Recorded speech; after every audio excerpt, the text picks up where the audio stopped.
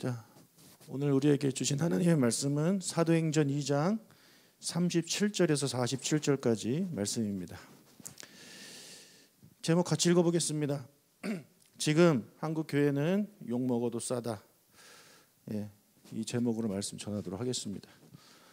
오순절에 강림하신 성령 하나님의 이제 충만하심을 입고 120명의 성도들이 이제 외국어를 하게 됐죠. 갑자기 외국어를 하게 된 이유는 그곳에 모인 수많은 사람들을 위해서 그들이 쓰는 언어로 하나님의 복음을 잘 이해할 수 있도록 하나님이 그렇게 이제 역사하신 것입니다. 그래서 120명의 성도들이 예루살렘에 모인 수많은 순례객들에게 복음을 전했고, 그 중에 베드로가 이제 일어나서 담대하게 예수 그리스도의 죽음과 부활을 전하게 되었습니다. 나사렛 예수가 그리스도이신데 너희가 그를 죽였다라고 그렇게 말하고 있는 베드로의 설교를 들은 수많은 사람들은 어떤 반응을 보였을까요? 사도행전 2장 37절입니다. 그들이 이 말을 듣고 베드로와 다른 사도에게 우리가 어찌할까? 베드로의 설교를 들은 그들은 마음에 찔렸습니다. 그래서 어떻게 해야 하는지를 사도들에게 물어보았다라고 기록을 하고 있죠. 여러분, 그런데 이와 비슷한 장면이 사도행전에 한 번 더 나옵니다. 사도행전 7장에 나오는데요. 거기에는 스데반 집사가 설교를 하고 그 설교를 들은 무리들이 같은 반응은 아닙니다. 마음의 찔림을 받게 되거든요. 사도행전 7장 54절입니다. 그들이 이 말을 듣고 마음에 찔려 그를 향하여 이를 갈거늘. 여러분, 이 사람들도 스데반의 설교를 듣고 마음에 찔렸습니다. 스데반은 어떤 설교를 했길래 이들은 마음에 찔렸을까요? 나중에 이제 우리가 자세하게 살펴보겠지만 핵심은 이겁니다. 7장 51절 52절 읽겠습니다. 목이 곱고 마음과 귀에 할례를 받지 못한 사람들아, 너희도 너희 조상과 같이 항상 성령을 거스리는도다. 너희 조상들이 선지자들 중에 누구를 박해하지 아니하였느냐? 의인이 오시리라 예고한 자들을 그들이 죽였고, 이제 너희는 그 의인을 잡아준 자요 살인한 자가 되나니.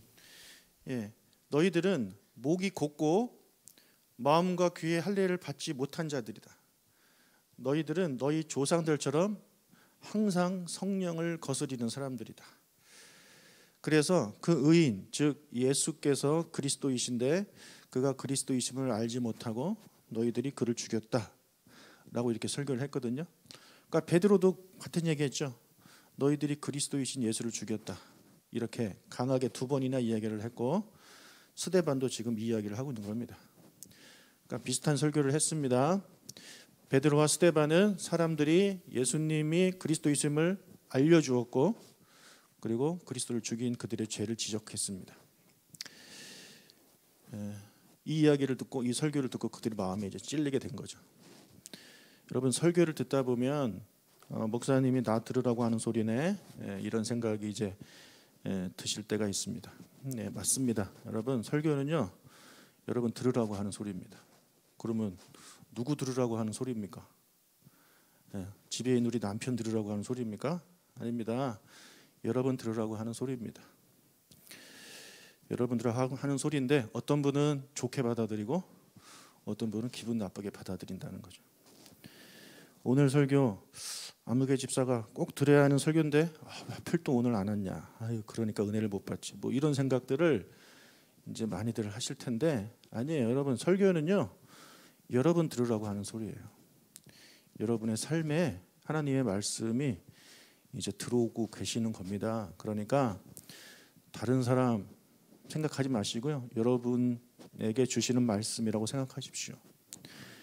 그러면 하나님께서 우리에게 말씀을 주실 때 마음에 찔림이 오게 됩니다.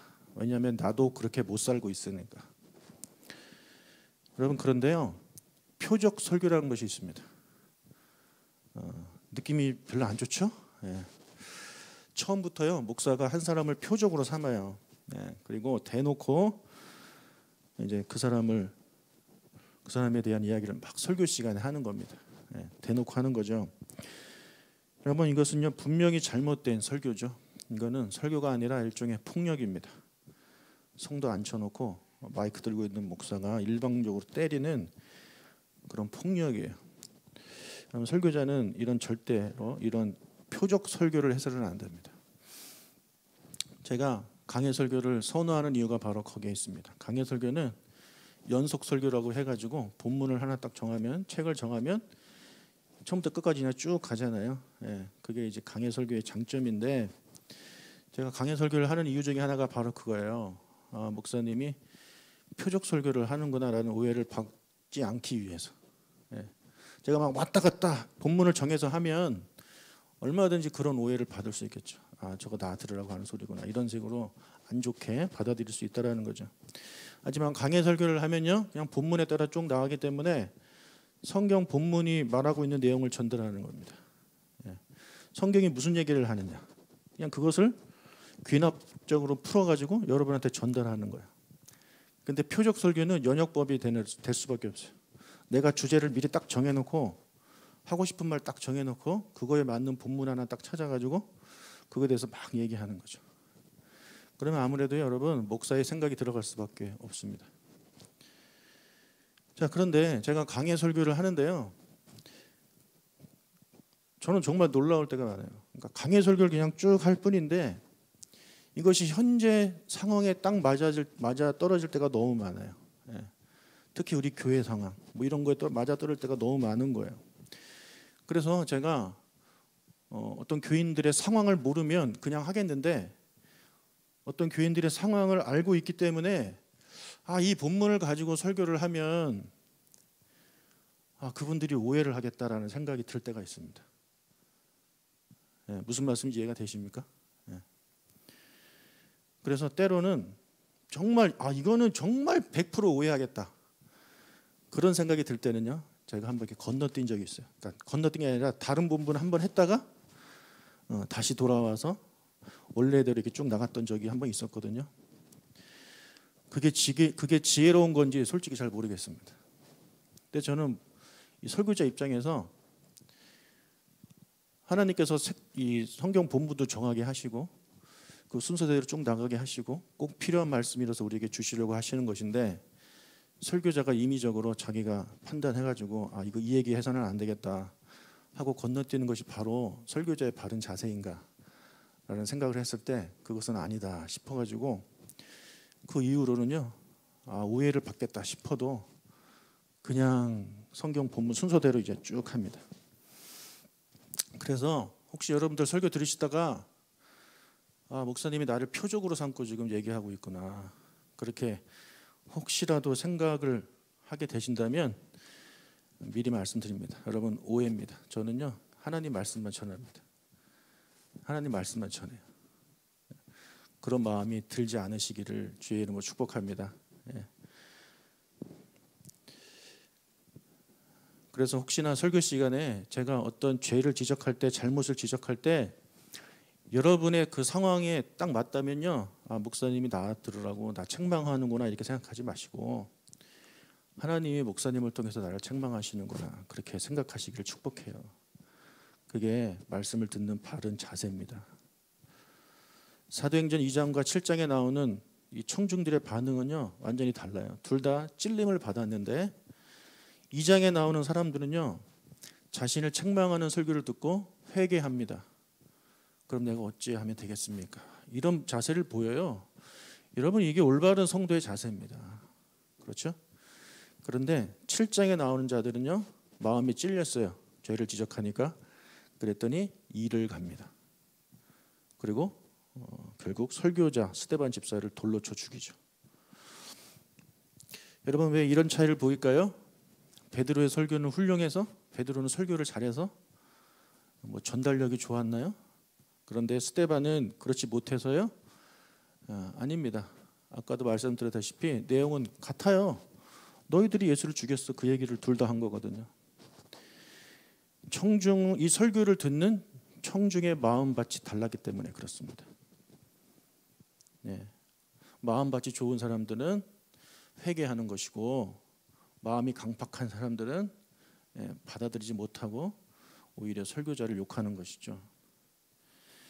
여러분, 제가 똑같은 강단에서 똑같은 얘기를 설교를 여러분에게 해도 어떤 분들은 은혜를 받고 어떤 분들은 시험에 듭니다. 그럼 누구 잘못입니까? 제가 어떻게 똑같은 얘기를 하는데 누구는 은혜를 받고 누구는 시험에 들 수 있을까요? 말씀을 듣는 우리의 자세입니다. 여러분, 혹시 설교 때문에 시험에 드시는 분이 계십니까?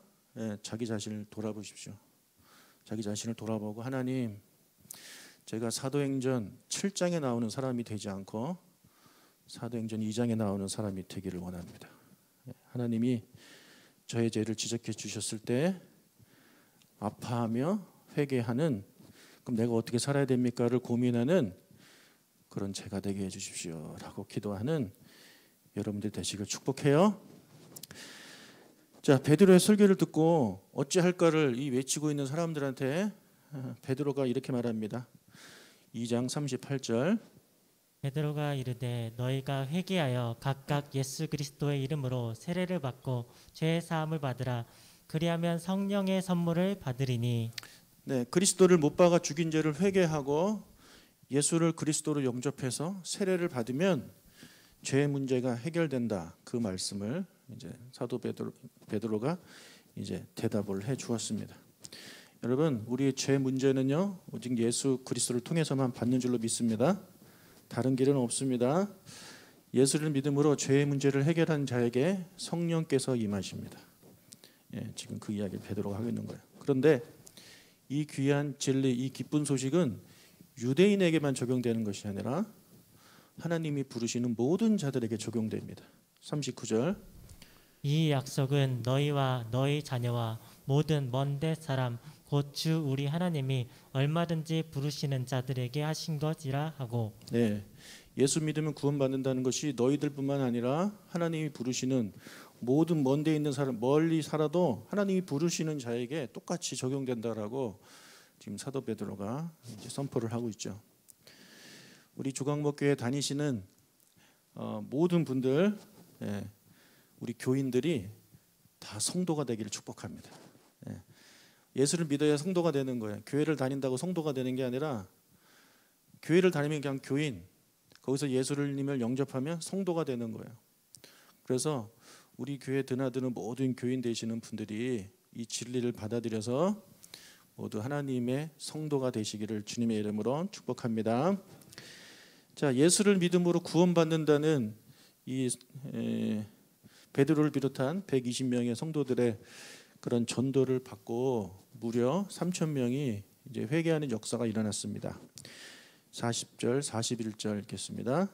또 여러 말로 확증하며 권하여 이르되 너희가 이 패역한 세대에서 구원을 받으라 하니 그 말을 받은 사람들은 세례를 받음에 이날의 신도의 수가 3,000이나 더하더라. 자, 우리가 이 본문을 읽으면 3,000명이라는 숫자에 우리 눈이 가게 되어 있습니다. 와, 3,000명이 어떻게 하루아침에 단 한 번의 설교 이렇게 돌아올 수 있을까? 그래서 설교자들은 하나님 저에게도 이런 능력을 주십시오. 뭐 이렇게 기도하는 사람들도 이제 있는데, 여러분 우리가 여기서 주목해야 할 것은요, 3,000명이라는 숫자가 아닙니다. 여러분 우리 교회 3,000명 오면 뭐 할 거예요? 지금 자리도 없는데. 3,000명이 중요한 것이 아니라 어떤 과정을 통해서 이런 일이 벌어졌는지를 우리가 봐야 되는 거죠. 그 결과만 보면 안 되고 어떻게 진행됐길래 이런 일들이 일어나게 되었는가, 하나님이 어떻게 일하셨는가를 우리가 봐야 되지 않겠습니까? 아무리 3,000명, 뭐 5,000명, 10,000명 되는 교회가 돼도 그것이 세상이 말하는 방식으로 성장한 교회가 있고요, 하나님의 방식으로 성장한 교회가 있겠죠. 그러니까 그 숫자만 보시면 안 돼요. 어떻게 진행됐는지를 우리가 진행을 봐야 됩니다. 자, 우리가 지금 1장부터 쭉 보고 있는데 1장에 보았듯이 제일 먼저 제자들이 하나님의 나라에 대해서 배우죠. 그게 시작입니다. 하나님의 나라에 대해서 배우는 거예요. 그 하나님의 나라에 대해서 배우면서 제자들이 깨달은 게, 그 전까지는 내가 높은 자리 하나 얻어야 되겠다라고 생각했던 제자들이 하나님의 나라에 대해서 배우니까 그게 중요한 것이 아니구나. 이 하나님 나라가 확장돼야 되는구나. 그것을 예수님을 통해서 깨닫게 되는 거예요. 예.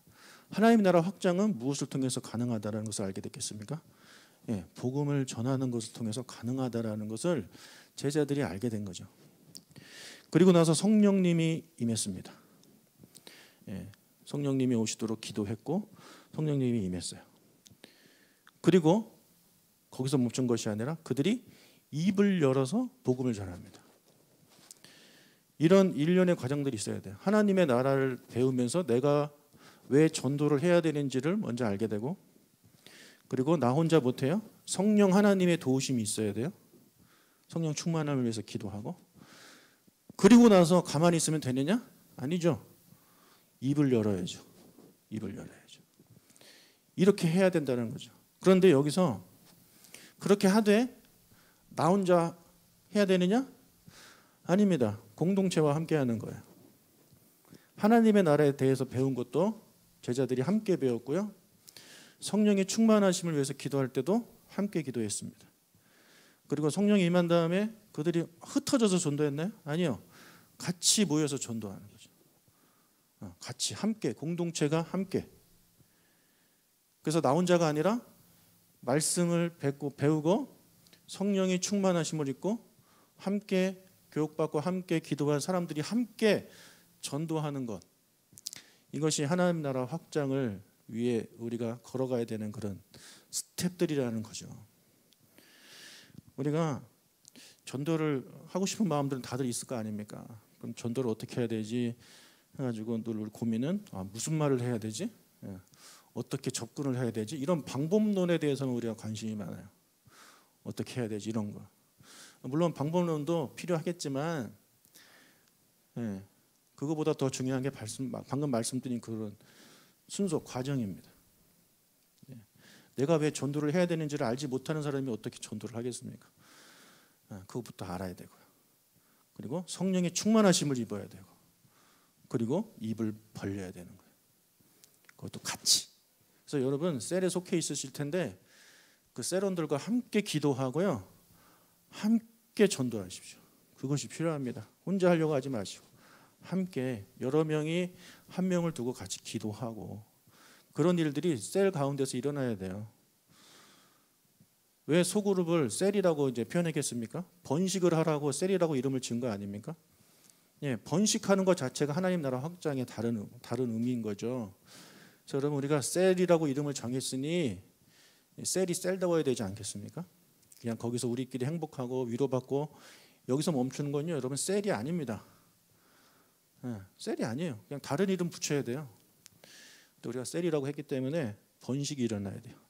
전도가 일어나야 되는 거죠. 혼자 하지 마시고 우리 리더와 함께 다른 셀원들과 함께 열심히 기도하시고 입을 열어서 전도하는 우리가 되시길 축복합니다. 자, 그러면 이제 그 다음에 이제 3,000명이 새롭게 성도가 됐어요. 그 다음에 어떤 일이 벌어지느냐? 여러분 전도도 중요하지만 전도된 이유, 그 이유가 어떻게 보면 정말 중요한 것 같아요.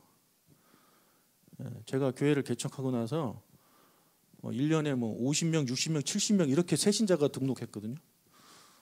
그런데 많이들 다른 데로 가셨어요. 많이들 다른 데도 가시고 아예 믿음도 그만두시고 그런 분들이 계셨어요. 그래서 저는 이게 정말 중요하구나. 예수님 믿기로 마음 먹고 교회에 온 사람들을 어떻게 교회 안에서 정착을 시켜야 되는 것인가, 이런 것이 더 훨씬 중요하구나라는 생각을 저는 개인적으로 합니다. 2장 42절을 읽겠습니다. 그들이 사도의 가르침을 받아 서로 교제하고 떡을 떼며 오로지 기도하기를 힘쓰니라. 네, 가장 먼저 예수 믿기로 한 사람들은요, 사도의 가르침을 받아야 돼요. 사도의 가르침이라는 것은 사도들이 가르치는 하나님의 말씀인 거죠. 지금으로 따지자면 목회자들이 가르치는 하나님의 말씀을 이제 배워야 된다라는 것입니다. 예수님께서도 제자들을 먼저 가르치셨잖아요. 똑같이 하는 거예요, 제자들이. 그래서 제자들도 가르칩니다. 예수를 믿어서 세례를 받고 성도가 되면 가장 먼저 해야 될 일이 성경 공부입니다. 말씀을 배워야 돼요. 내가 믿는 하나님이 어떤 분인지 알아야 될 거 아닙니까? 예? 내가 믿는 예수님이 나를 위해서 무슨 일을 하셨는지를 알아야 될 거 아닙니까? 그리고 나는 누구이며 나는 어떤 일을 해야 되는지, 어떤 삶을 살아야 되는지 알아야 될 거 아닙니까? 근데 그거에 대해서 관심이 없고 오직 관심은 뭐냐면 천국 가는 거예요. 오직 관심은 천국 가는 거. 그러니까 한국교회가 이 모양 이 꼴이 된 거 아닙니까? 예. 천국만 가면 돼요. 나 예수 믿고 나 잘못한 것은 회개하고 그래서 천국 가려고 헌금도 하고 뭐 이러시는 분들 너무나도 하나님에 대해서 이 기독교에 대해서 모르고 있기 때문에 공부를 안 하니까요. 설교만 들으면 될 것 같죠? 여러분 설교 아무리 들어도요 모릅니다. 예, 몰라요. 설교를 한 몇십 년 들으신 분은 그래도 자기가 좀 안다고 착각하실 수 있어요. 착각이에요. 얘기해보면 전혀 몰라요. 엉망진창으로 알고 있는 것도 많고요. 그래서 하나씩 배워가는 과정들이 필요합니다. 예. 타이틀 다 내려놓고 내가 집사건 장로건 권사건 다 타이틀 내려놓고 저는 아무것도 모릅니다 하는 마음을 가지고 여러분들이 배우셔야 돼요. 그게 기본입니다. 그게 안 돼 있으면 안 돼요. 자, 두 번째로 대그룹과 소그룹에 참여해야 되는데요. 46절 날마다 마음을 같이하여 성전에 모이기를 힘쓰고 집에서 떡을 떼며 기쁨과 순전한 마음으로 음식을 먹고. 네, 성전에 모였다는 얘기는요. 대그룹에 참여했다는 얘기입니다. 지금 이것이 우리 교회 대그룹이죠. 다 같이 모이는 게 대그룹이에요. 그리고 집에서 떡을 떼며 음식을 먹었다는 얘기는요. 소그룹에 참여했다라는 말입니다. 여기서 단순히 밥을 같이 먹었다는 얘기가 아니에요. 떡을 뗐다는 얘기는 뭘까요? 성찬식을 했다는 얘기입니다. 예수님이 성찬식 할 때 떡을 떼어 주셨잖아요. 그러니까 즉 종교적인 모임을 한 거예요. 그냥 몇 명이 모여가지고 사적인 얘기하는 그런 소그룹이 아니라 종교적인 모임, 조용교적인 사적인 모임을 했다라는 것이죠. 그리고 아까도 우리가 앞에서 봤지만 사도의 가르침을 받아 교제했다라고 성경은 말해요. 그러니까 말씀을 가지고 교제하는 거예요. 여러분 셀 안에서 말씀을 가지고 교제하는 그런 종교적인 모임이 있어야 그게 진정한 셀이지. 그냥 모여서 밥 먹고 수다 떨고 뭐 개인적인 뭐 그런 정보 나누고 위로만 하고 끝난다? 예. 그건 제대로 된 셀이 아닙니다. 꼭 말씀을 나눠야 되는 거예요. 그래서 우리 교회는 설교 말씀 가지고 다시 한번 이렇게 리뷰하잖아요. 그런 과정들이 이제 반드시 필요합니다. 저는 모든 교인들이 이 소그룹에 참여하기를 간절히 부탁을 드립니다. 우리 교회는 그래도 참여율이 정말 높은 교회 중에 하나죠. 예배만 드리는 것에 만족하지 말고 소그룹에 참여해야 돼요. 그래야 건강한 신앙생활을 할 수가 있습니다. 어른들은 셀에 참여하고 청년들은 청년부 모임에 참여해야 합니다.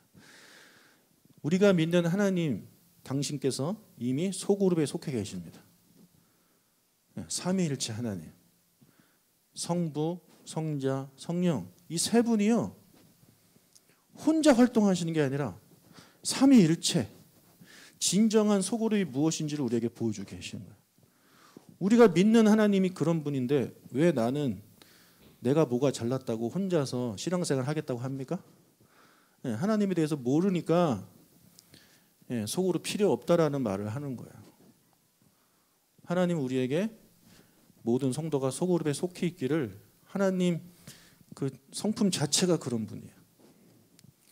그리고 이 땅에 오신 성자 예수님도 마찬가지입니다. 성자 하나님도 혼자 사역했습니까? 12명과 같이 다니잖아요. 12명. 그리고 12명 안에서도요. 핵심 멤버들이 있어요. 베드로, 야고보, 요한. 이 세 명은 예수님이 어디를 가든지 데리고 다닙니다. 어디를 가든지. 예수님이 능력이 없어서요? 아니잖아요. 오히려 제자들은 도움이 안 돼요. 그래도 예수님 데리고 다녀요. 예수님께서 십자가 달려 돌아가시기 전에 너무 힘드셔가지고 기도하러 가실 때, 겟세마니 동산을 기도하러 가실 때 혼자 가셨나요?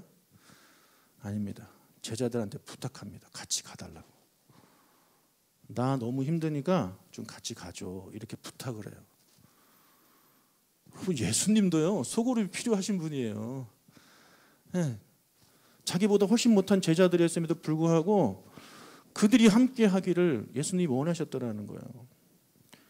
그러면 우리는 안 그렇습니까? 여러분, 소그룹이 늘 좋지만 정말 우리에게 큰 도움이 되고 힘이 되는 것은 여러분이 힘들 때입니다. 힘들 때 혼자 있지 마세요. 여러분, 예수님도 힘들 때 혼자 안 계셨어요. 제자들한테 같이 서달라고 부탁했단 말이에요.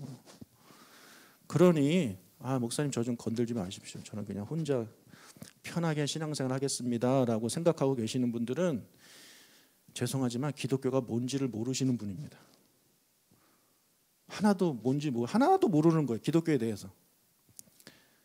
예수님이 어떤 분이신지도 전혀 모르시는 분이고, 아무리 장로, 집사, 권사 타이틀을 달고 있어도 그런 생각을 가지고 신앙생활 하시는 분들은 정말 잘못된 기독교를 믿고 있는 겁니다.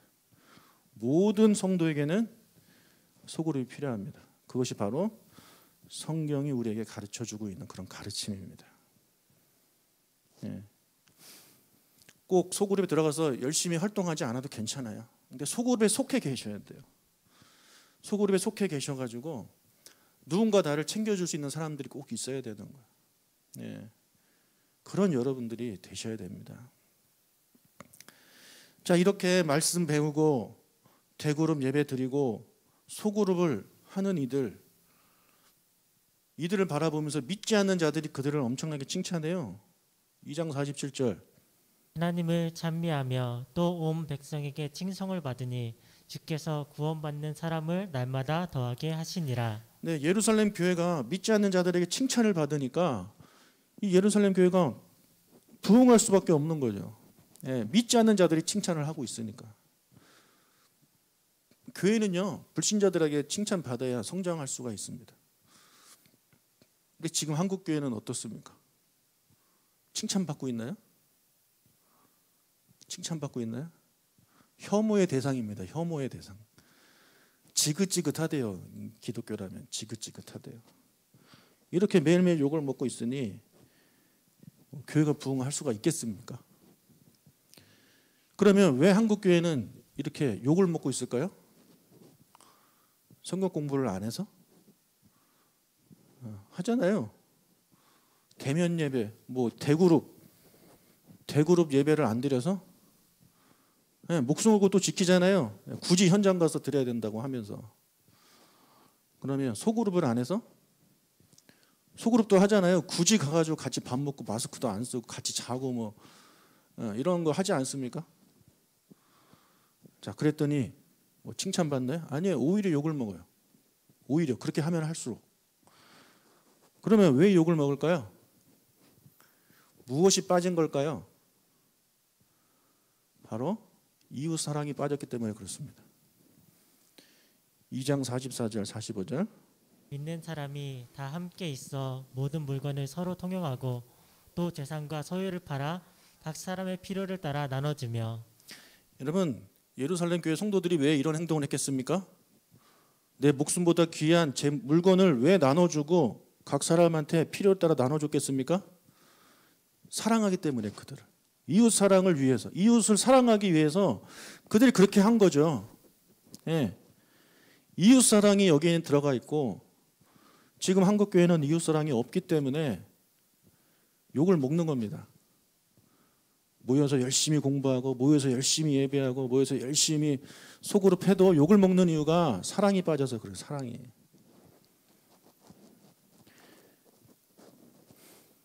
그럼 몇 주 전에 제가 정의나 미안해라는 그런 설교를 했습니다. 기억나십니까, 여러분? 그게 오늘 아침까지 제가 봤는데 조회수가 1,000회가 넘어요. 1,000회가. 정확히 1,198회. 여러분, 제 보통 설교 몇 명 보지 않아요. 예. 근데 1,198명이 봤어요. 그중에 댓글이 27개가 달렸습니다. 제 댓글에 원래 댓글 하나도 안 달립니다. 여러분도 댓글 안 다시잖아요. 예. 근데 댓글이 27개 달렸는데 우리 교인이 단 건 하나도 없어요. 다 외부에서 달았어요. 그리고 대부분이 욕이에요. 제가 그걸 관리하기 때문에 제 앱에 핸드폰에 알림이 뜨거든요. 누가 댓글 달았다고 딱 보면 막 욕이에요. 그래서 처음에는 제가 너무 놀라가지고 한두 개 지웠어요. 근데도 계속 욕이 올라와요. 근데 제가 그 뒤로 안 지웁니다. 왜 안 지울까요? 네, 욕 먹어도 싸거든요, 우리는. 지금 현재로는. 그러니까 이 사람들이 우리 교회라도 와서 나한테 욕이라도 하고 가라. 내가 사과하고 사죄하는 마음으로 그냥 가만히 있습니다. 얼마나 분노하면 여러분 남의 교회, 이 작은 교회 온라인까지 와가지고 그러고 가시겠습니까? 기독교가 이렇게 욕을 먹고 있잖아요. 왜요? 사랑이 없으니까. 사랑이. 지금 또 IM 선교회가 난리가 났죠. 예, 막 계란까지 투척하고 이런 일들이 지금 벌어지고 있지 않습니까? 이웃을 사랑하는 마음으로 그들이 그리스도인, 이웃을 사랑하는 마음을 가졌다면 그렇게 해서는 안 되죠. 그렇게 해서는 방역 수칙 지키고 마스크도 하고 그래야 되는 거 아닙니까? 근데 많은 사람들 모아놓고 마스크도 안 쓰게 하고 하나님이 과학적으로 지켜주신다 이런 헛소리나 하고 있고 그런 잘못된 가르침을 던지고 있으니 교회가 당연히 욕을 먹는 것입니다. 자기들만 생각하는 거예요. 자기들만. 이웃은 생각 안 하고. 사도행전 2장은 나오는 성도들은 이웃을 생각한 사람들이고 그러니까 칭찬받는 거죠. 하지만 현재 한국 교회는 전혀 그런 것이 없어요. 물론 그런 교회들도 있지만 우리 교회는 안 그렇다. 우리가 뭐 이렇게 또 자신 있게 말할 수 있는 것도 아니지 않습니까? 솔직하게. 그러니까 우리가 우리 스스로를 좀 바라보면서 우리 정말 욕을 먹어도 싸다라는 생각을 가지고 그냥 사과하는 마음으로 사죄하는 마음으로 우리 자신을 돌아보는 그런 시간들이 됐으면 좋겠어요. 그래서 우리 조각목 교회만큼은 세상 사람들한테 욕먹을 짓 하지 않는 그 우리 교회가 되기를 바라고 최대한 그들을 섬기는 마음으로 이 지역교회 섬기는 마음으로 우리가 사역을 해야 되지 않겠습니까? 그런 우리 교회가 될 수 있도록 여러분들 각자가 다 조각목교회 한 분 한 분이 다 조각목교회이기 때문에 여러분들도 그런 마음을 가지고 지금처럼 이웃을 생각하고 사랑하는 마음으로 섬겨주신다면 그런 교회들이 조금씩 더 많아진다면 한국 교회가 나중에는 사람들한테 칭찬받아서 다시 한번 하나님 나라 확장에 쓰임받는 그런 도구들이 되지 않겠습니까? 그런 우리가 될 수 있기를 여러분이 되길 주님의 이름으로 축복합니다. 아멘.